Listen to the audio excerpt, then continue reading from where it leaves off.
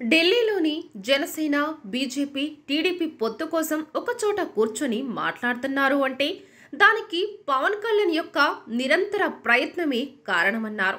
ఈ ప్రయత్నంలో చాలా రాళ్లు వేశారు, చాలా మంది హేళన చేశారు. తెలంగాణ ఎన్నికల్లో పోటీ చేసి నవ్వుల పాలు అవడం ఈ పొత్తు కోసం పవన్ కళ్యాణ్ చేసిన ఒక త్యాగం. ఇక్కడ బీజేపీ మనకి అండగా రావాలి అంటే అక్కడ మనం త్యాగం చెయ్యక తప్పని పరిస్థితుల్లో మనం బలహీనమైన స్థానాలతో సర్దుకొని పోటీ చేయాల్సి వచ్చింది. ఆ ఓటమి చాలా అవమానం మిగిల్చింది. ఆ రోజు దిగమింగాడు కాబట్టి ఈరోజు గౌరవంతో తలెత్తుకోగలిగాడు. ఉప్పు నిప్పుగా కత్తులు దూసుకుంటూ ఉన్న టీడీపీ బీజేపీని కలుపుతూ అని ఎప్పుడో చెప్పాడు. ఈరోజు చేసి చూపించాడు. శత్రువుని ఎప్పటికీ క్షమించడు అని పేరు ఉన్న అత్యంత శక్తివంతమైన అమిత్ షాపై తిరుపతిలో టీడీపీ వాళ్ళు రాళ్లు వేశారు.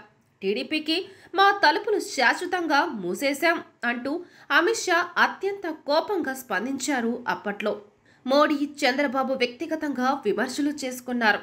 ఇవాళ అవన్నీ గతం అంటూ మర్చిపోయి చేతులు కలిపారు అంటే దానికి ఒకే ఒక్క వ్యక్తి కారణం, Pawan Kalyan.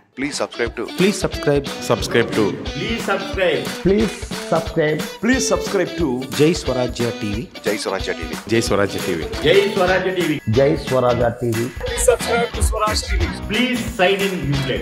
Please sign up for Uplay. Ubled app sign in అవ్వండి, రక్తదానం చేయండి.